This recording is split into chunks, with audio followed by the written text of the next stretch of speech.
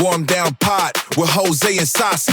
The Warmdown Pod is brought to you by SW Strategies and Fight Zone and is recorded at 24A and Siang Road. Trigger warning. This recording may include harsh words, and we apologize in advance if you are offended. Welcome to another episode of the Warmdown Pod, and along with me is Sasi Darren Unitan. I'm Jose Raymond, and Sasi Darren, what is happening in your end of the world today? It's very good. I'm excited about this episode that we're doing, right? I'm truly excited because of what we're going to talk about. No, I mean it's been a journey since the Singapore Premier League started as the S.League in 1996. I mean, it's what, 30 years now? 30 years. Right? Exactly, 30 years, yeah. It's quite amazing, and I think it's timely that we have this conversation because it's quite frustrating sometimes, when we look at the state of the league and we're wondering what? I can hear the frustration in your voice. Bro. Yeah, exactly. And what happens now? It's like 30 years. I mean, if you rewind back to 30 years ago, 1996, I had a lot of hope.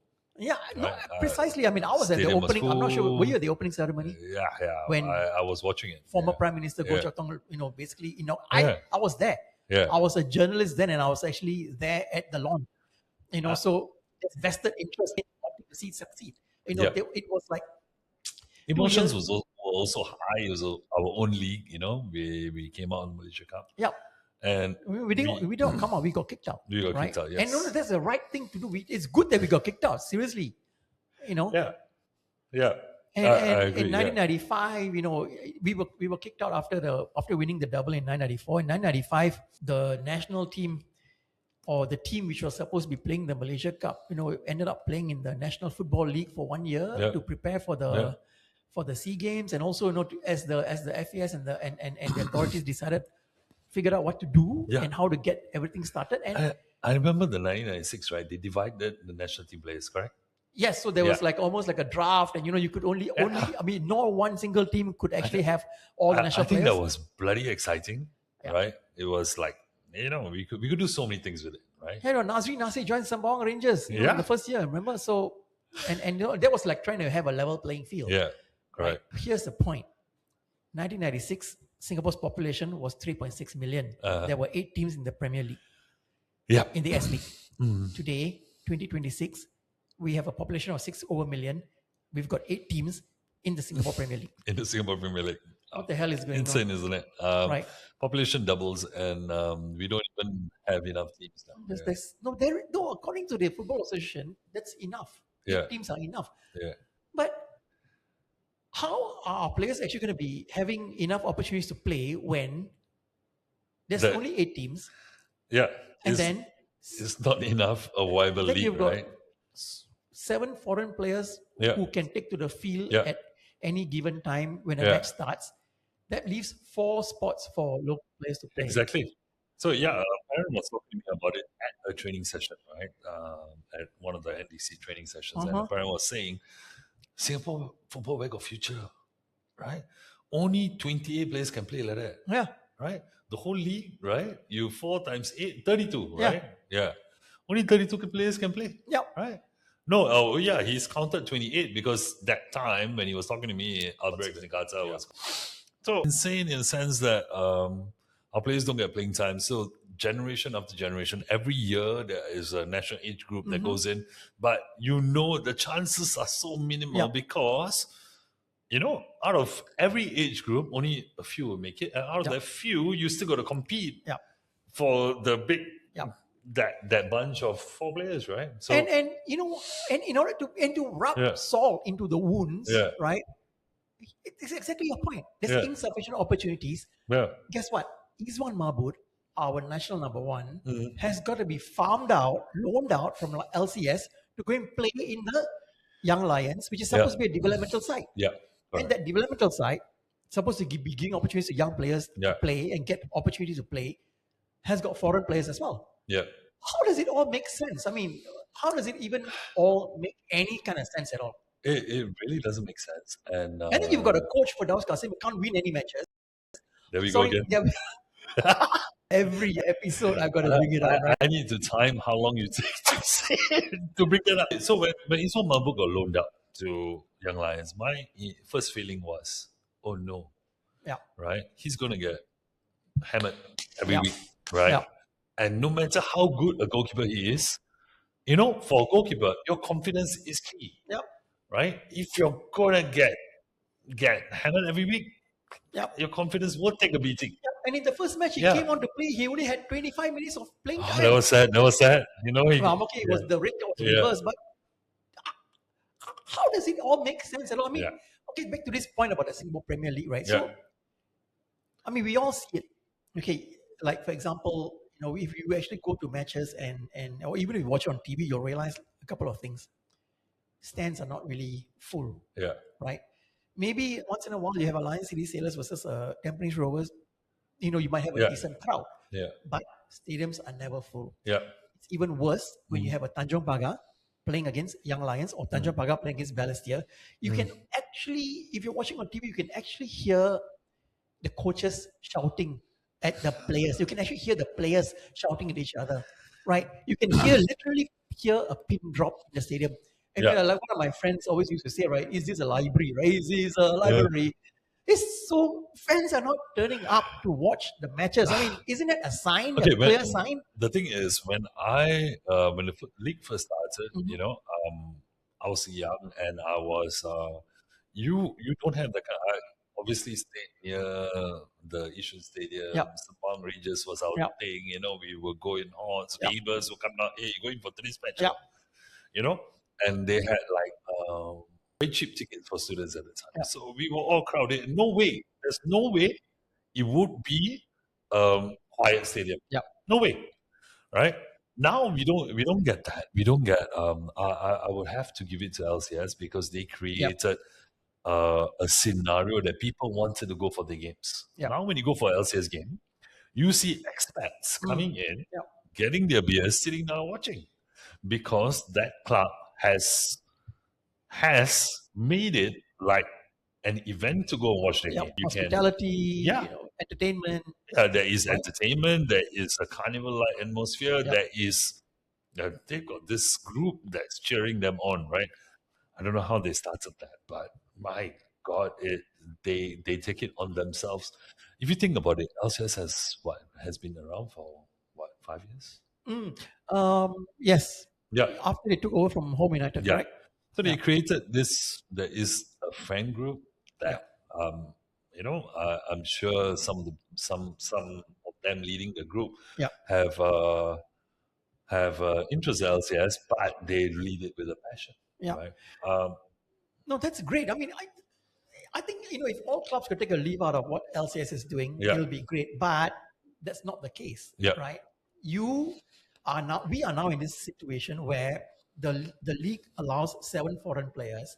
Not all the clubs are bringing the best players. I mean, you can probably count and see. I mean, see the stats show how many players has Hougang United changed this season alone, right? Secondly, Tanjong Pagar is bringing in players, foreign players who are from Timor-Leste. I mean, Timor-Leste is meant to be like, you know, the underdog of the region. Sorry, I need to take that back. Timor-Leste actually beat Daus Kasim Young Lions, right, at the SEA Games. So I take that back. But you know my point. My point is, instead of actually bringing players who are recognized or from, you know, players who actually will be able to do something, we have got clubs bringing in players who are really ordinary. So why are money being spent on such players? Maybe those opportunities should be given to local players to be able to play, right? So I completely agree. I mean, I understand the reasoning why, you know, you need to bring why the rules were changed to have 7 foreigners. Okay, maybe make it more competitive, and also to help prepare teams which participate in the Asian competitions, right? But I mean, when you make a decision like this, you got to make a counter decision. In a certain period of time, I'm going to have 10 teams, 12 teams. Right. That is only natural, I feel. Right? Well, maybe to the benefit, maybe we're hamstrung with the fact that we don't have enough venues. Not enough stadiums to play. I mean, I don't think all the stadiums have been upgraded. I don't think Yishun Stadium, for example, has been upgraded. I don't think Woodland Stadium has been upgraded to a point where we can actually accommodate good competitive matches. Serangoon Stadium cannot be used for a Singapore Premier League. I don't think it's also being used for athletics. It's used for other stuff. Singapore Football League 1 and 2. So maybe it's a lack of venues, right? A lack of venues to have proper competitive matches. Maybe that's an issue. But still, like I said, right? 1996, when the league started, the professional league started, there were Singapore had 3.6 million people. Today, 2026, we've got 6.1 million people. There are 8 teams in the league. 8 teams. And there's been a whole bunch of teams who have come and left the S.League or Singapore Premier League. Let me start naming them, right? Aqua FC, Super Reds FC, Sporting Afrique FC. We've got the Malaysian Tigers playing before. We've had a few Chinese clubs playing before. We've had so many of these teams come and left. I mean, it's like to a point, then we wonder why fans are not turning up. Because fans are sick and tired of all these changes. 1 year you have one team play each other 4 times, next year you got 3 times.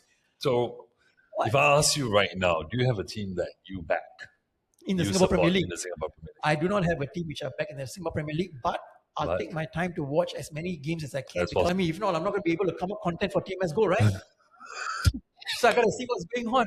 Sometimes, even before I can see the result, you come up with a punchline that is so quick. No, I mean, this shows that you're watching the games, right? But the identity, Singaporeans, they want to, leagues depend on fans coming in to support, right? I'm not saying our league doesn't have great fans, I think Geylang has their fan group, their ultras. The Hougang have the Hougang Who's, right? And Hougang, when they don't play well, they get called into the stands by their fans, and the fans give them a telling to. The group. I mean, you got passionate fans, right? I think the identity needs. They really need to look at it in a sense that how do we accommodate, how do we grow? Because this fan, of me being a fan, being a football fan, right, will in turn make my kids football fans. It takes time. Right? It's not like you can just set up a few teams and then give them a few stadiums and then fans will start flocking in, right? It is not like that. So if you were going to create a culture, a lot of thinking has to put in place. You're absolutely right in that, right? I mean, yes, the clubs do have fans. The whole idea is how do we grow this fan base, right? If not, the league is never going to be sustainable. Fans are going to slowly start moving on. Fans do get old, and in the end, who then ends up turning up? Nobody else. Here's one good example, which I'm going to talk about because I know this for a fact, right? Because I was part of that. I mean, as a journalist before, and I knew one club in Singapore which has a very, very strong pedigree or a history. It's actually Tiong Bahru, and which is now known as Tanjong Pagar, right? Can you look at the state of this club right now, right? Almost near the bottom, have been near the bottom for the last couple of years. Like I said, they bring in players who are from Timor-Leste. This club, right, 30 years ago, actually put forward a proposal to have the late Mr. Lee Kuan Yew as his advisor, right? But he obviously did not take it up, right? Because he probably had the foresight and know that this club's going to end up being shite, right? Oh my God. Sometimes you get set yourself up. No, but okay. I mean, can you imagine, like, if you're a Raymond Tang who's the chairman, and you know that this club has a history like that, and then the club is in its current position, in its current state, right? It's just deplorable. It's actually quite unforgiving. Maybe the point should be, right, there should really be promotion relegation in the league. I completely agree. I think the fact that we do not have relegation and promotion takes away fighting for something at the end. Correct. It takes away clubs hoping to be better to come into the league. Correct. Why? Why would you do that? What's the point of having this revolving door of, you apply to enter and I'll let you in? For what? I mean, the argument has always been that Singapore Football League 1 clubs are maybe not ready. But look, you are the Football Association. It's your duty to let them get ready. And if they're not ready, time will tell. And if you don't let them grow, when are they going to grow up? Right? So I think education in club management, thinking about how people can manage a small club to growing that club, right? It's also pretty important in the sense that you want to have a league that teams that grow from nothing can come up Yeah. and have that Chelsea Wrexham Yeah. next match, Yeah. right? Yeah. Somebody is going to come take over the club and bring it somewhere Yeah. else, right? Yeah. But because you don't have relegation and promotion, nobody wants to do that. Yeah. Nobody wants to. Yeah. Absolutely. So I mean, the argument is, oh, these clubs are not ready. Yeah, but you know what? If you don't force them to get ready, then they're never going to get ready. They're never going to get ready. I They're agree never with going to you. get ready. And Yeah. what's the point of us, watching Tanjong Pagar play year in, year out, finish at the bottom of the table after Young Lions, and then the next year it's all over, the same thing all over again. What's the point? What's the point of fans even, following the team, backing the team, making sure that, the team actually does well? Yeah. What's the incentive? Yeah. What's the incentive of any club to actually remain in the top flight? Yeah. What's the incentive for Yeah. Raymond Tang, for example? I keep using Raymond Tang as an example, poor fella. What's the incentive? He's just going to do more of the same every year. Yeah. Right? And does the club even have a proper office? No. Does the club have a proper, working area? No. How many full-time staff do they have? How many? How many? I'm asking you, how many full-time administrative staff do they have? I don't know. That's the point. Nobody knows. Yeah. Right? Nobody knows. How is that even possible? Then you take a look at the opposite side of the spectrum. You look at Lions City Sailors, right? Their own training ground. They've got proper training facilities. They've got physiotherapists. They've got full complement of coaches. Yeah, okay, fine. We're not expecting Raymond Tang to be Forrest Lee. Okay, but surely you must have some level of ambition, right? I think. Or else why lead a football club in the first place? Could it be? I don't know, man. This is a question for the ages, right? I mean, everybody has their own opinions on different things. The same things happen every year, right? Yeah, which is not really good. I mean, since when are we okay with just letting things happen every year as they were? Yeah. That's bullshit. I think the insanity about it is, doing the same thing every year and expecting a different result. Yeah. It's not going to happen. I think now that FAS is a new look and they claim to have all these plans, we fans want to see some things in place that increase the quality of, first of all, the club management. Yeah. How the clubs are run. Yeah. Right.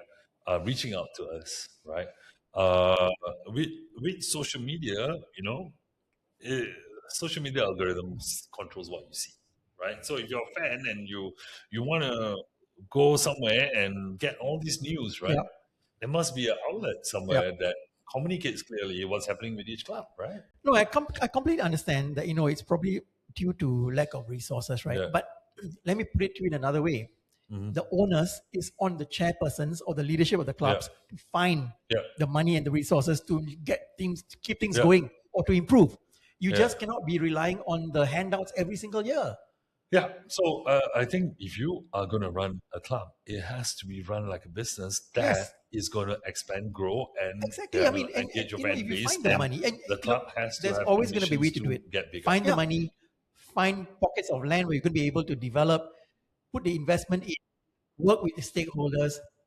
If LCS can do it, yes, with money, surely every other club should have the same kind of ambitions, right? Or else we're going to be stuck in this rut. And it's 30 years on and the league isn't getting any better.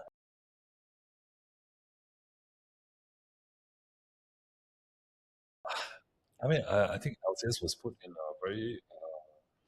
It was in a package scenario that they had their training ground, they had everything else, right? I don't know whether other clubs can do it, but I think it has to be vice versa. If FA is going to plan the structure, right, clubs cannot just get away with being average every year. No, but you see, there was recently a rugby club which won the bid to develop a plot of land. No, that was amazing, isn't it? If a rugby club can find the kind of resources, why is it a football club cannot can't do it?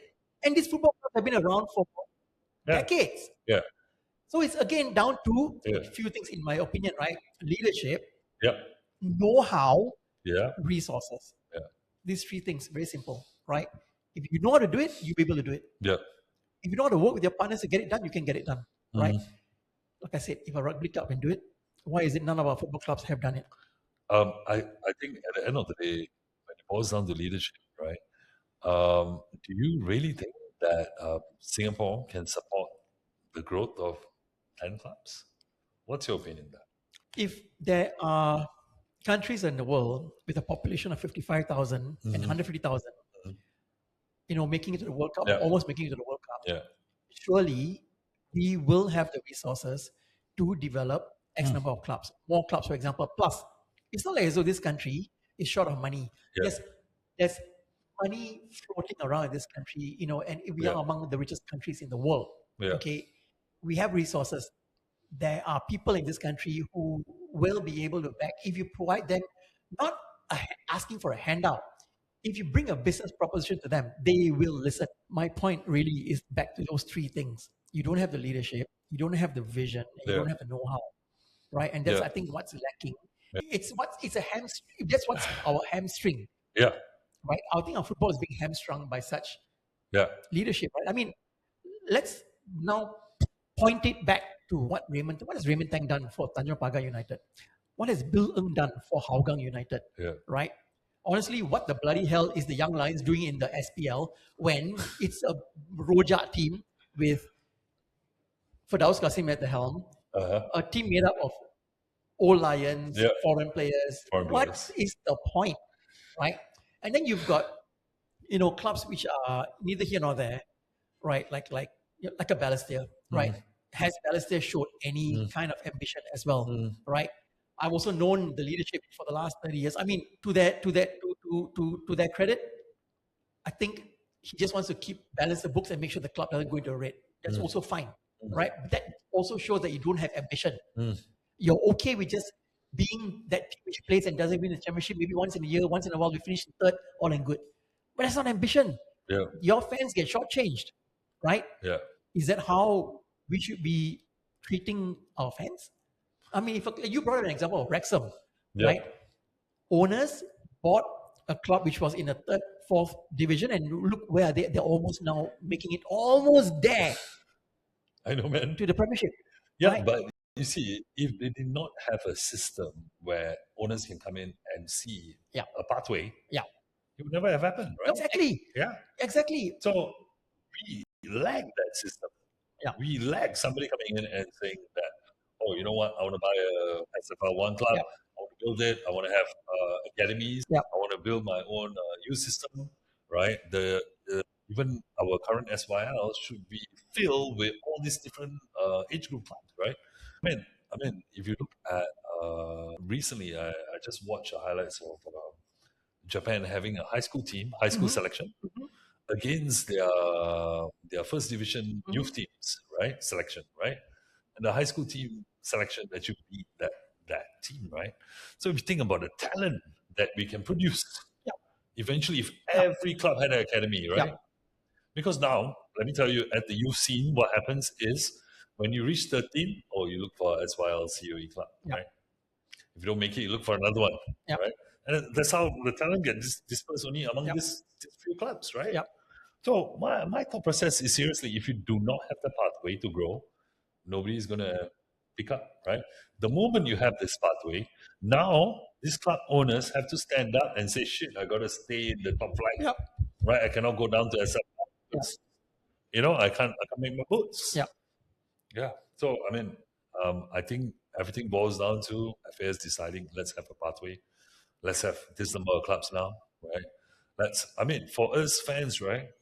Show us a vision. Show us a plan that you intend to do this. Because if not, we're stuck here supporting these 8 teams that, we're not getting anywhere, right? No, but let me tell you the other complication, right, before we end off this. The other complication in this entire ecosystem is the fact that Unleash the Raw, which is part of Sports Singapore, gets involved. They get involved wanting to take over the running of some of these youth teams from some of these clubs. Why are they taking away responsibility from the clubs? Because it's the club's duty. Okay, so I've looked at it both sides. Right? I've looked at both sides. So when I've parents that have benefited from Unleash the Raw, right? I've seen my child grow, being in an Unleash the Raw, right? So I've also seen the different spectrum of clubs where you do not want to be at. You do not want to be at a club that training is not going to develop your child. Right? So Unleash the Raw, by taking over, they are kind of like making the quality of training improve. That's what I feel. Right? Yes, I agree with your point. Then why do schools So under SFA been dropping in and out of the system as well. I mean, isn't that like a point to also be talking about? Because that's also because going against what you're saying is. Yeah. I mean, there's a disconnect there. Yeah. I mean, there could be multitude of reasons involved, right? Yeah. But you see, in a proper ecosystem, clubs have Yeah. got to be responsible for youth development, because when that happens, Yeah. players who enter the club, there's also a sense of affinity. Yeah. Parents come over, they sit with the club, they Yeah. grow with the club. Yeah. The kids grow with the club. Yeah. Then when you have an outsider looking at the youth development, is it becoming really, really messy? Yeah. It is. Right? I completely agree. Messy, and then after Yeah. that, okay, here's the other thing. Who takes ownership of the players, right? Because you are unleashed the raw, and you are now, I mean, I'm just using it very loosely, right? Who owns these players then? Because you know what, if players actually get trained, grow with clubs can actually use them for the future. So why are we removing this from the ecosystem? Yeah. It's very unhealthy. Next, here's the other thing. Why is the Singaporean taxpayer funding the development of football youth systems? That's not the responsibility of the taxpayer to do so, right? Because there are many other things the taxpayers should be paying for, not this. Yeah. So why am I paying for funding the youth development for footballers when it should be the clubs funding it? Yeah. Correct. Exactly. So this doesn't make sense in every sense of the word. I mean, if you really look at, is football youth development a public good? That's an economic. Is it a public good? It is not. It is not a public good. Yeah. Okay, and I which is have why to I'm saying agree the fact is it's become extremely warped, right? And there's still levels of bias. There's still levels of who makes decisions, and is it the FAS? Is it Sport Singapore? Is it Unleash the Raw? Who makes the decisions? Yeah, it's a bit confusing about all this, right? Sports SG comes in, and then you've got Unleash the Raw, and then you've got FAS. And then you've got the clubs. And then you've got clubs also wanting to hive off their responsibilities, which is completely unhealthy. I have heard clubs that are happy when UTR came to take over. I know, Yeah. which is really unhealthy. Then these clubs and their leadership should not be involved in professional football at all. Yeah. Bottom line, right? Yeah. Because it means that this. It's also a case of that scenario where if a player leaves in Singapore, right? Player leaves your club, you spend that time developing the player, and next year the player goes somewhere else, right? I think there is quite a bit of mention in our comment section about players leaving. You take my players, Yeah, and here's the thing, right? And I know a Singapore Premier League club, I shall not name the club, who actually had a player from one of the Singapore Youth League teams join the youth team. The Singapore Premier League refused to pay a $200 training compensation. $200 training. $200 compensation refused to pay. Yeah. How cheapskate is that? Yeah. Right? This is the state of our football. Okay, Yeah. but anyway, this episode can continue, but Yeah, I know, we are I know. also I mean, hampered by time. And, last thoughts on this Singapore Premier League. So my question to you is, what should we do to get better? What should we do to get better? Yeah. Right. First thoughts is the FAS should come up with a plan where there is ownership of all the clubs, right? The direction where the clubs are going to be, right? They should come up to the fan base and actually say what's the plans. I mean, is there going to be relegation? Is there going to be SFL going to be valued at all? They should come up with this time plan, and at the same time, I do realize that there are people that actually manage clubs effectively. Yeah. Right? We got to somehow replicate these people. Yeah. These people have to be general managers or people that look at running a business and growing a business. They should look at it that way. The business being the income coming in and your fan base growing. Yeah. Right? It has to come in a spectrum. If FAS is going to do courses for people who want to run clubs, please go ahead. I mean, I know it's a long-term investment, but if you come up with a league that's 10 teams and then you got SFL1, SFL2, then we're looking at 30 teams. Yeah. They're going to be multiple grassroots operating. There's going to be multiple youth sections operating. My parting shot is very simple, right? Don't treat a football club and its players like as though it's a car showroom. Simple as that. So on that note, thanks very much. Thank you for this episode. And, we will definitely be back again for the next episode. So stay tuned. Stay tuned, guys. I enjoy just ranting about this SPL. It's a very emotional topic for both of us. Yes. See you guys in the next episode. Warmdown Pod is brought to you by SW Strategies and Fight Zone. Tune in again next week for another episode.